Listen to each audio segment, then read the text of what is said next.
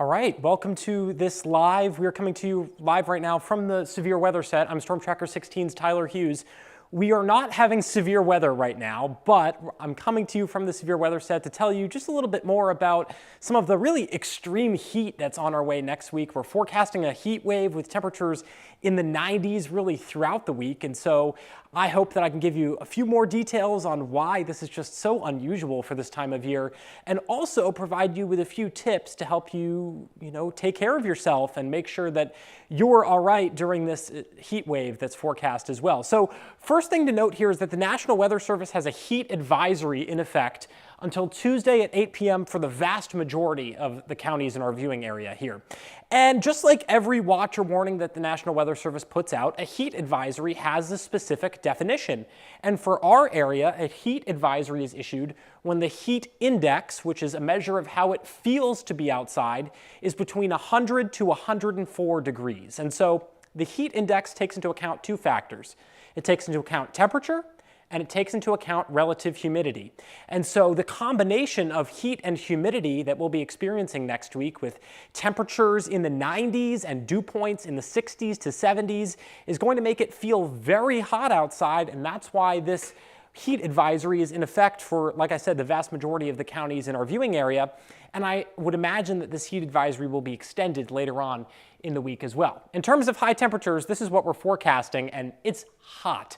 Temperatures reaching 90 degrees tomorrow, I think, in many areas, but by Tuesday and Wednesday, we're up into the mid-90s. Our high for Tuesday is 95 degrees, and highs will stay in the 90s, not just through Friday, but in our 7-day forecast, highs stay in the 90s through Sunday as well. So it will be a hot one, hazy, hot, and humid, what I like to call the triple H factor. That's really back in full force for next week. In terms of 90-degree days, we haven't had any yet this year at all. As a matter of fact, the last time we hit the 90-degree mark was actually in September of last year. And so this will be the first time this year that we hit 90 degrees. On average, we have 10 90-degree days per year.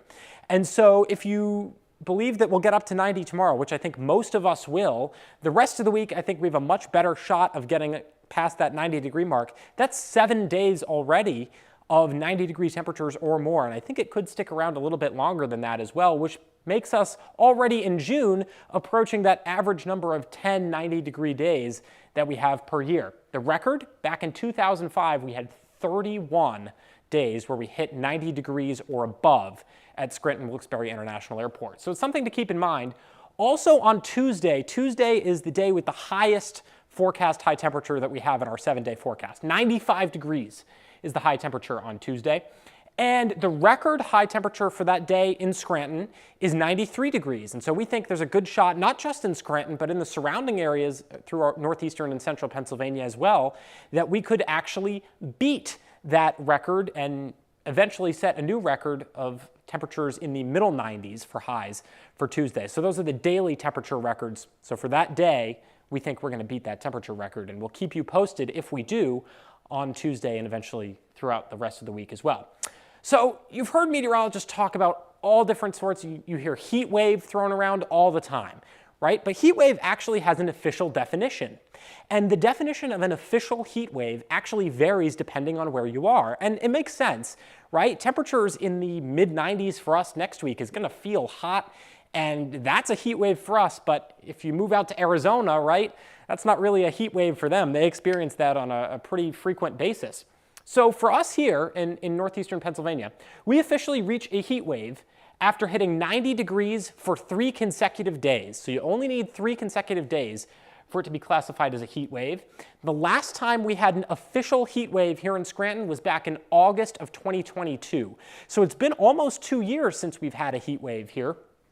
That heat wave back in August of 2022, by the way, was 6 days long, but we have had some longer ones in history. You can see here the 1900s, we had an 11-day heat wave in 1901 that was recorded. Our records go back very far, and we're honestly very fortunate to have these records that go back so far. We can track some of these things. But in 2016, we had a heat wave that was 9 days long. And so again, if we get up to that 90-degree mark tomorrow, we have a shot of hitting at least a 7-day heat wave, if not longer, with the temperatures that we're predicting. And that puts us right up close to the top 5 longest heat waves, because the bottom ones there, those are 8 days as well. So all we would need is an extra day in order to get that. Now, I want to emphasize something with this, which is that heat doesn't sound like something that could be dangerous, right? A lot of other stations, they're not coming to you from the severe weather set telling you about heat. We're not tracking heat live on radar. Heat isn't, causing damage to people's houses and that sort of thing. But it would maybe surprise you to know that in 2023 and in the past 10 and 30 years on average, heat is by far the most common fatality that is weather-related. I'll show you full screen here so you can really see.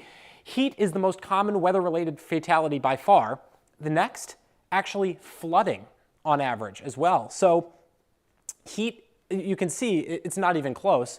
And so that's why this is something that we really want to emphasize, even though you might not think it's sort of a dangerous situation. It could be a dangerous situation for some folks. And so that's why I want to give you some tips to really help protect yourself from heat-related illnesses. And there's 2 main ones that we usually emphasize. That's heat exhaustion and heat stroke. And you can see some of the different symptoms on your screen here. Heat exhaustion, you may be feeling faint or dizzy, excessive sweating. You may have cool, pale, or clammy skin. And you might experience some muscle cramps or a rapid pulse. And so heat exhaustion is not a medical emergency, but it's something that you want to make sure you get to a cool, air-conditioned place. Maybe, if you're out working outside, definitely time to take a break. Drink some water, take a cold shower, use a cold compress. Heat stroke, on the other hand, and that's kind of the red portion of your screen you see on the right side, that is a medical emergency.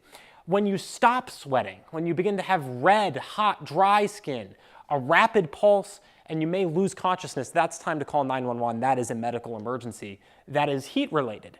So again, I'm not telling you this to scare you.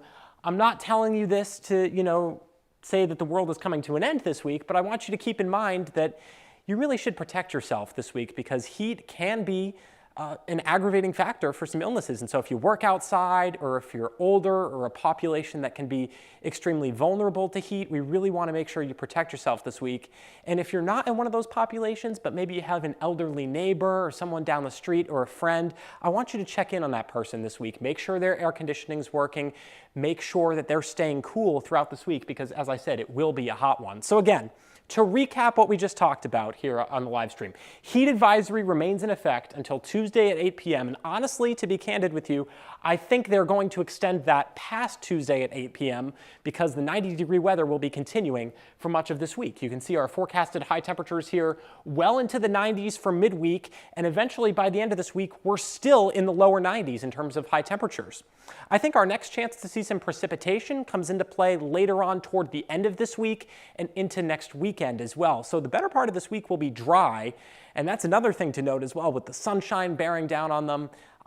Make sure you're watering your plants, your grass, all of that, because it's going to be extremely, lots of sunshine and extremely hot, and that can have a toll on some of those plants as well. So this is a lot of information. Basically, what I want you to know is take care of yourself this week, stay cool, and make sure that you have a plan in place to stay cool this week while temperatures and humidity are elevated, and we do have that heat advisory in effect. I'll have a whole lot more on the heat wave we'll be experiencing next week coming up here on Newswatch 16 at 10 and 11 p.m. Have a great night.